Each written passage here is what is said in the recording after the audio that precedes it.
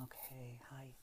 I'm reading Deuteronomy chapter 6 from the Bible. Love the Lord your God.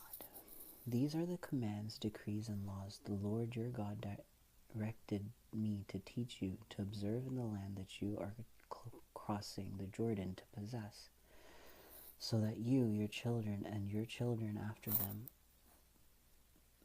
may fear the Lord your God as long as you live by keeping all his decrees and commands that I give you, so that you may enjoy long life. Hear, O Israel, and be careful to obey, so that it may go well with you, and that you may increase greatly in a land flowing with milk and honey, just as the Lord, the God of your fathers, promised you.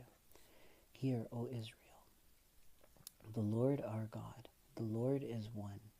Love the Lord your God with all your heart and with all your soul and with all your strength. These are commandments that I give you today. They are to be upon your hearts. Impress them with your children. Talk about them when you sit at home and when you walk along the road, when you lie down and when you get up.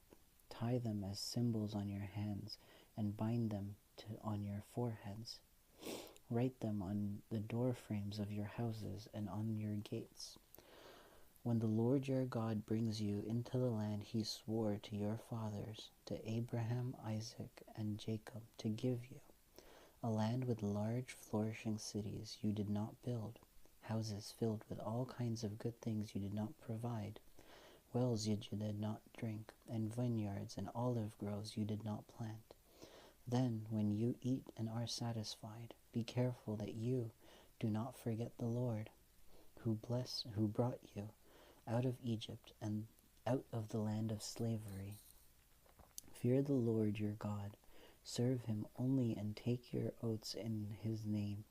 Do not follow other gods and the gods of the people around you, for the Lord your God, who is among you, is a jealous God, and his anger will burn against you, and he will destroy you from the face of the land. Do not test the Lord your God as you did at Massa.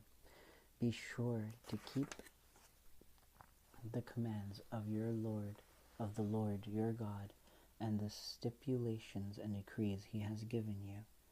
Do what is right and good in the Lord's sight, so that it may go well with you, and you may go in and take over the good land that the Lord promised on oath to your forefathers, thrusting out all your enemies before you, as the Lord said.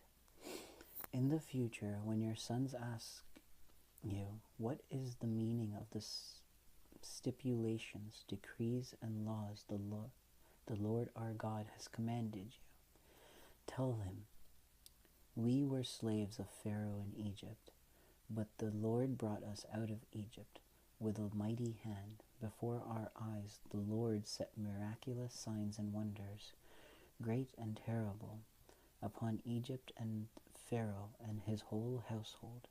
But he brought us out from there to bring us in and give us the land that he promised on oath to our forefathers. The Lord commanded us to obey all these decrees and to fear the Lord our God, so that we might always prosper and be kept alive, as is the case today. If we are careful to obey all this law before the Lord our God he has commanded us, that will be our righteousness. That's the end of that chapter. It was a short one, but I liked it because I love